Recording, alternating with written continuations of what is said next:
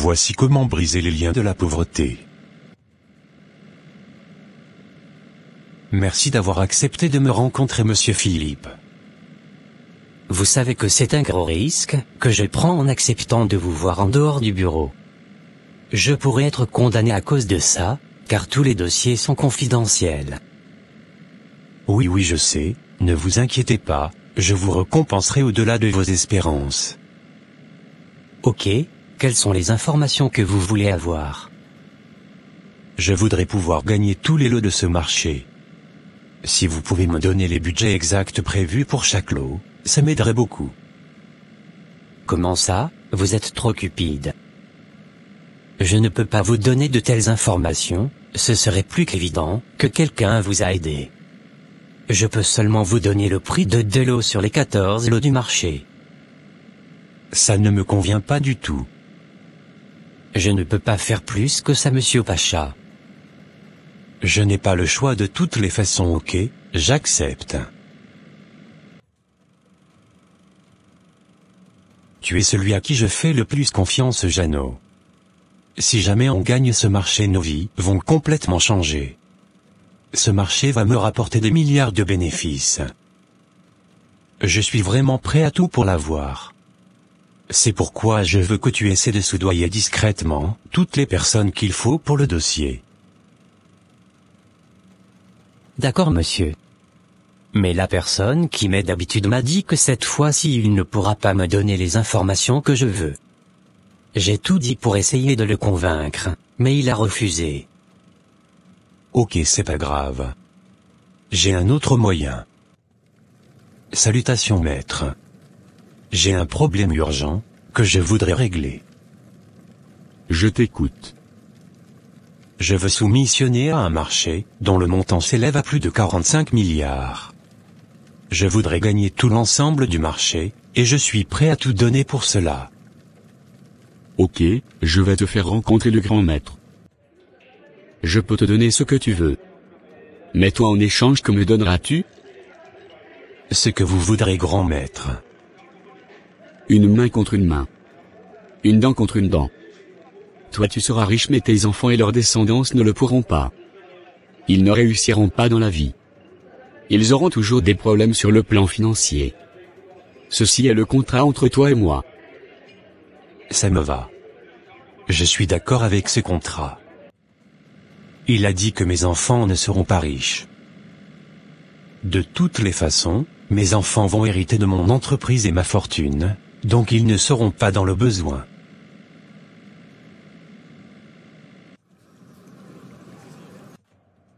Je vous ai amené tous les dossiers en entier, il y a tous les détails dedans.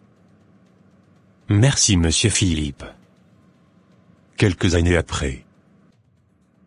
Pardonne-moi, ma femme. Je n'ai pas été un bon père et un bon mari. Non, ne dis pas ça. Si tu es malade, ce n'est pas de ta faute. Si seulement tu savais. Je n'aurais jamais cru que j'allais finir ma vie en redevenant pauvre. Me voilà à dépenser toute la fortune que je voulais laisser à mes enfants dans l'achat de médicaments et de traitements médicaux. Le Seigneur va nous aider. Je ferais mieux de commencer à chercher un emploi. Heureusement que papa a pu payer toute notre scolarité avant que sa maladie ne commence. J'ai peur qu'il meure, comment nous allons nous en sortir? Ça va aller, ma sœur.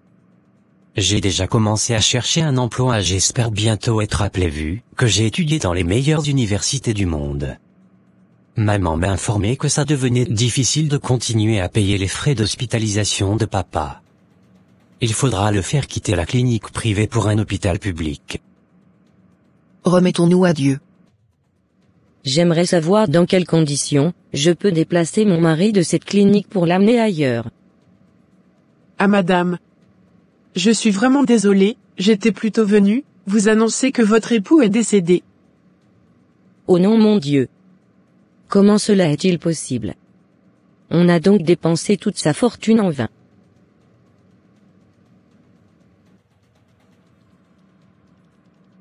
Papa est mort, et la vie devient de plus en plus difficile chaque jour. Moi et ma sœur, aucun de nous n'a trouvé d'emploi malgré nos grands diplômes. C'est incroyable. Ça va aller mon fils. Moi-même je ne comprends pas ce qui se passe, mais chaque jour je prie pour vous. Ça ira. Mademoiselle Victoire, vous avez un très bon parcours. Félicitations. Je suis vraiment impressionné. Merci monsieur.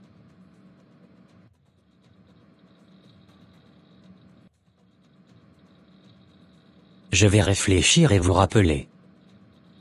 Ok merci monsieur. Je n'en peux plus. Je ne comprends pas pourquoi, ni toi, ni moi, ne trouvons de travail. Pourtant nous avons de très bons CV. C'est bizarre. Ce n'est pas toi seul. Après être revenu de la France, je me voyais déjà travailler dans les grandes entreprises ici. C'est bizarre que tout le monde nous dise qu'ils vont nous rappeler, mais qu'ils ne font jamais. Depuis 9 mois que nous cherchons. Je commence à me décourager. Cherchez seulement. Moi je serai toujours derrière vous. Vous n'aurez jamais du travail, même si vous en trouvez ce sera un travail minable. C'est votre père qui m'a donné ce droit sur vous, et même sur les enfants de vos enfants. Je vais me charger de faire respecter toutes les clauses de cette loi.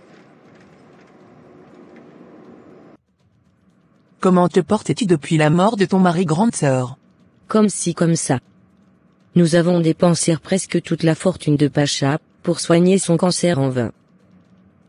Ce qui me préoccupe actuellement, ce sont les enfants.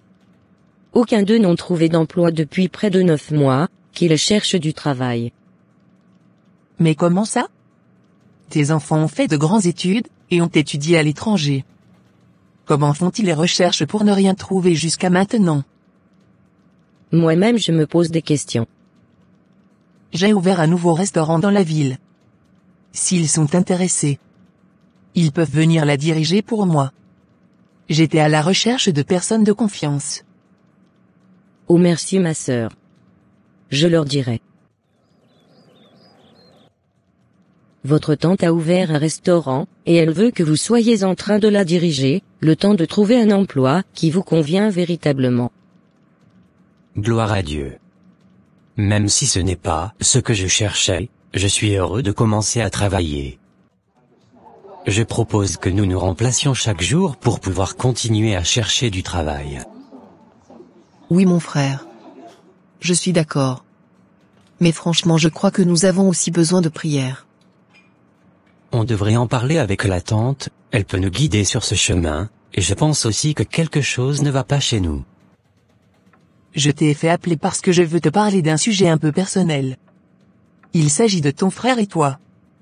Sincèrement je trouve bizarre qu'aucune entreprise n'ait été intéressée par votre CV. Je crois que c'est un problème spirituel, et pour régler ce problème vous devriez rentrer dans la nouvelle alliance. Votre problème est peut-être dû à un lien de famille. Je ne connais rien à la vie spirituelle, mais je me disais que notre problème n'était pas d'origine naturelle. Comment doit-on faire pour entrer dans cette nouvelle alliance?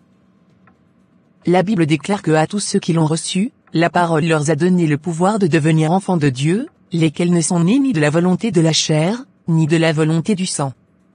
Lorsque tu crois en Jésus, et que tu lui donnes ta vie, tu deviens un enfant de Dieu. Et ceci te fait rentrer dans une alliance avec le Dieu Tout-Puissant. Cet acte te fait quitter le monde des ténèbres, pour la lumière du monde. Tu deviens une nouvelle créature et les choses anciennes sont passées, voici toutes choses deviennent nouvelles, pour toi sur le plan spirituel. Donne ta vie à Jésus, pour sauver ton âme et pour briser les liens de famille. À ma tante, je suis contente que tu m'expliques toutes ces choses, je suis heureuse et aujourd'hui je dis oui au Seigneur Jésus, je confesse Jésus, comme Seigneur et Sauveur personnel. C'est aussi simple que cela. Tu es devenue une nouvelle personne aujourd'hui. Je vais te guider dans mon église pour qu'on puisse te suivre, et que tu grandisses dans la foi. Amen. J'irai en parler également à mon frère. Mais comment cela a pu-t-il se produire? Légalement, je n'ai plus de droit sur eux, mais si elles ne me chassent pas, je n'irai nulle part. Je vais continuer à les poursuivre. 3 ans après. Je rends grâce à Dieu, car en mettant notre foi en action, nous avons pu nous en sortir. Oui ma sœur, mais... ce n'est pas encore ça. Je vis en gagnant le strict nécessaire, mon entreprise ne se développe pas malgré tous mes efforts. J'ai l'impression d'être toujours bloqué. Je vois de belles opportunités d'affaires qui m'échappent. Il est temps que nous sachions concrètement contre quoi nous devons prier. Je parlais de ma vie financière avec un frère à l'église la dernière fois, justement j'ai un rendez-vous avec lui pour en parler. Ok, tiens-moi informé. Mon frère, rendons gloire à l'Éternel, car c'est lui qui connaît toutes choses, et qui révèle toutes choses à ses bien-aimés. Je t'ai mis en prière après que tu m'aies raconté tes difficultés financières. Et le Seigneur m'a révélé que dans ta famille, il y a un esprit qui vous empêche de prospérer. Je ne sais pas pour quelle raison, mais la bonne nouvelle c'est que tu n'appartiens plus à ton ancienne lignée. Tu es de la lignée de Jésus le roi des rois.